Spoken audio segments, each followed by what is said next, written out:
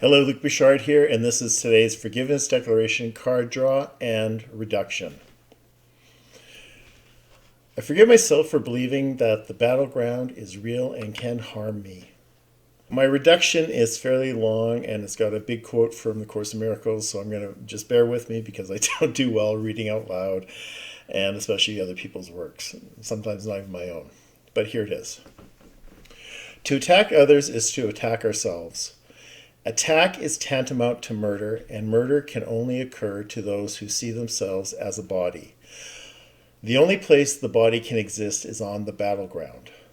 So we have a choice, to identify with the body or to join with God, to judge, attack, and exact a price, or to forgive, be forgiven, and return to who we are, innocent and children of God.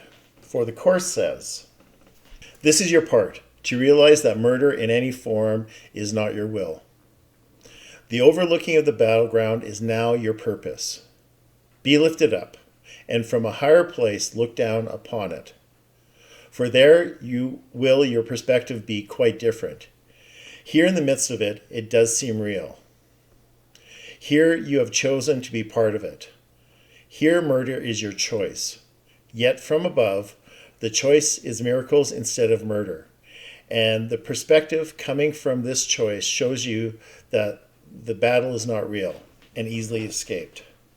Bodies may battle, but the clash of forms is meaningless. And it is over when you realize it never began.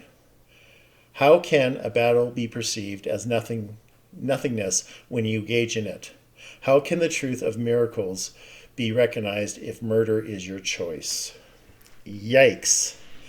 Okay, well that's like pretty daunting, and it took me a while to understand that whenever we have a little annoyance, or whenever we have some anger, or whenever we have a hate thought, those are forms of murder, and it's like it's kind of extreme, really, if you think about how the fact that I'm having a hate thought, I want to murder my somebody else or another child of God, and so it's something that we have to look at, that there is no small annoyance, and that when we believe that what we see external to us, the field, the battleground, when we believe that, when we just accept that what we're seeing is to be true and real, then that's where the problem is because we're not having that distance from it. We're not being able to hold it up and go, well, wait, is that real? Is that true? And so our job, as the Course says in this reduction, is that we don't want to murder anyone, and overlooking the battleground is now our purpose. And how do we do that? How do we overlook the battleground? Well, we commune with God.